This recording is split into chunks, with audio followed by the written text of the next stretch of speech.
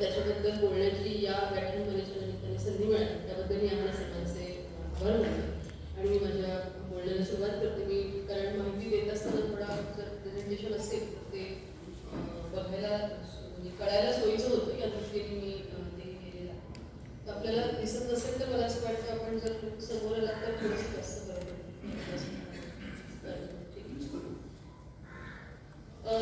बघायचं म्हटलं तसं कुठल्याही शहराचं त्याची जी एफिशियन्सी त्याची कार्यक्षमता ही त्या शहराची किती लोकांना एका ठिकाणून दुसऱ्या ठिकाणी नेण्याची क्षमता किती आहे त्याच्यावरती अवलंबून असतं. मुंबई शहराची सुरुवातीपासूनच कार्यक्षमता अतिशय उत्तम राहिली याचं कारण आपल्याकडे असलेलं उपनगरीय सेवेचं जाळं. त्याची सगळ्यांना आपल्याला माहिती आहे. 150 वर्ष जुनं असलेलं 465 ट्रॅक किलोमीटर असलेले हे जाळं दररोज जवळजवळ 75 लाख प्रवाशांना घेऊन जातं. आणि त्याला सपोर्ट करणारी BEST बस सिस्टीम ही आपल्याकडे गेली अनेक वर्ष आहे. 3000 बसेसचा ताफा असलेली सिस्टीम. त्या दोन्हींच्या मधून मुंबई शहर हे त्याचं चलन होण्याने चालू होतं. परंतु बऱ्याच वर्ष या सिस्टीमवरती खूप ताण येत गेलेला आहे. त्यामुळे त्याच्या कपॅसिटीपेक्षा त्याच्या क्षमतेपेक्षा खूप जास्त माणसं त्याच्यामधून प्रवास करतात आणि त्यामुळे साहजिकच प्रवासाची गती जरी चांगली राहिली तरी त्याची जी गुणवत्ता आहे प्रवासाची क्वालिटी आहे त्याच्यामध्ये सुरक्षितता आहे याला मात्र कुठेतरी कॉम्प्रोमाइज करावं लागतं. आणि त्याच्या क्षमतेपेक्षा खूप जास्त ओव्हरक्राऊडिंग म्हणजे त्याच्या क्षमतेपेक्षा 6% जास्त ओव्हरक्राऊडिंग या सिस्टीमवरती आहे. आपल्याला माहिती आहे की सफरकन रेल्वेवरती बरेचसे मृत्यू होतात ओव्हरक्राऊडिंगमुळे किंवा काही वेळेला ट्रेस पासिंग केल्यामुळे अनेकांना जखमी व्हावं लागतं. तर कम्फर्टेबल आणि सेफ म्हणजे सुखकर आणि सुरक्षित प्रवास हे थोडंसं उपनगरीय सेवेवरती एक ज्याला म्हणता येईल अशी बाब झालेली आहे. उपनगरीय सेवेवरच्या वाढत्या तणामुळे शेवटी त्याच्यात प्रवास न करता नसल्यामुळे मग हे सगळे प्रवास रस्त्यावरती येतात आणि मग वाहनांची संख्या वाढते. आताची लेटेस्ट जर आकडेवारी बघितली तर जवळजवळ 14 लाख खाजगी वाहनं मुंबईमध्ये आहेत आणि प्रति किलोमीटर 2250 गाड्या या इतकी त्याची डेन्सिटी आपल्याला म्हणता येईल. मुंबई शहराचं रोड नेटवर्क अतिशय मर्यादित आहे. ते जेमतेम 2000 किलोमीटरचे नेटवर्क आहे. दिल्लीसारख्या शहरात 28,000 किलोमीटरचं नेटवर्क आणि त्यामध्ये मुंबईमध्ये तिन्ही बाजूला समुद्र असल्यामुळे विस्ताराला खूप मर्यादा आहे. आणि अशा परिस्थितीत एक आर्थिक राजधानी म्हणून मुंबईचं कॉम्पिटिटिव्ह एज टिकवून ठेवण्यासाठी आपल्याला आपल्या जी काही ट्रान्सपोर्ट सिस्टीम आहे त्याच्यामध्ये मूलाधार बदल करणं किंवा असलेल्या सिस्टीमला कॉम्प्लिमेंट करणं सपोर्ट करणारी सिस्टीम तयार करणं हे फार महत्त्वाचं आहे. आणि हे ओळखून शासनाने त्याच्यावरती काम करायला सुरुवात केली.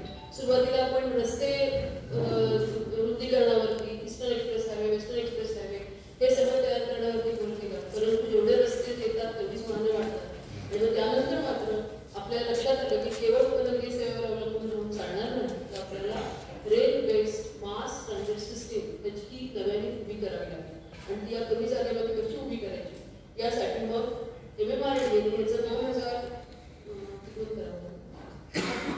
2004 साली याचा एक मुंबई मेट्रोचा मास्टर प्लॅन बनवला.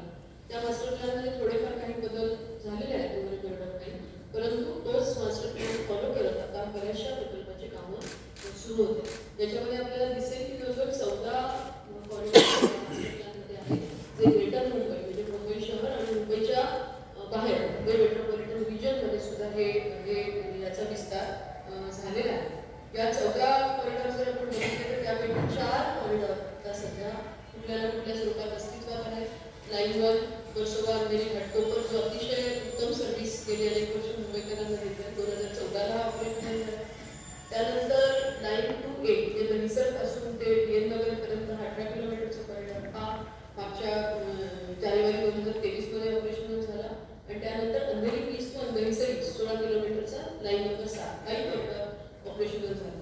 आणि ह्याशिवाय मुंबईची मोनोरेल जी आहे ती सुद्धा ऑपरेशनल आहे. तर हा जो ऑपरेशनल मेट्रोचं नेटवर्क जर बघितलं ते 66 किलोमीटर नेटवर्क आता मुंबईमध्ये इन्क्लुडिंग मोनोरेल ऑपरेशनल झालेलं आहे. आणि प्रत्यक्षात प्लॅन केलेलं नेटवर्क इन्क्लुडिंग मोनोरेल जवळजवळ 357 किलोमीटर्स आहे. आणि आता सध्या 134 किलोमीटर अंडर कन्स्ट्रक्शन आहे. बाकीचे जे आहे ते वेगवेगळ्या स्टेजमध्ये कुठे प्लॅनिंगमध्ये आहे कुठे टेंडरिंगमध्ये आहे कुठे जागा विशेषतः डेपोच्या जागा मिळवण्याच्या प्रक्रियेमध्ये आहे. परंतु हे सगळं नेटवर्क जेव्हा पूर्ण होईल तेव्हा काय परिस्थिती असेल ते मी तुम्हाला थोडक्यात सांगणार आहे. हे सगळं नेटवर्क कोण इम्प्लिमेंट करते त्याच्यामध्ये आपल्याकडे वेगवेगळ्या एजन्सीज आहेत. बाकीच्या शहरांमध्ये दिल्ली मेट्रोमध्ये दिल्ली मेट्रो रेल कॉर्पोरेशन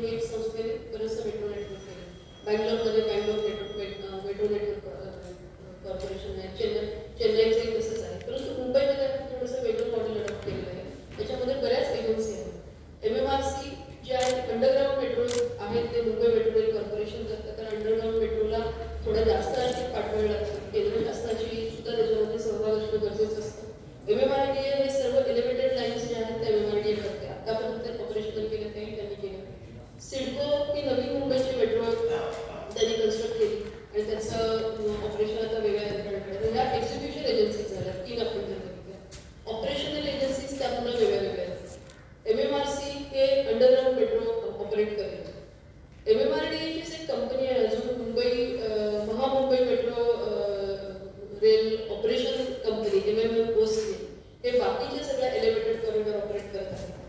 पहिली लाईन आहे ती PPP वर केलेली होती, त्यामुळं ती रिलायन्स एक त्यांची स्वतःची गव्हर्नमेंट बरोबर स्थापित केलेली MMPL कंपनी ती करते आणि नवी मुंबईची मेट्रो महामेट्रो ही एक खानगी कंपनी करते. या सगळ्याचे प्रोजेक्ट फॉर्म्स आहेत, परंतु चांगली गोष्ट अशी आहे की ह्या सगळ्या एजन्सीज एकमेकांच्याशी कोऑर्डिनेट करत त्या प्रोजेक्टचं कन्स्ट्रक्शन आणि ऑपरेशन करत आहे.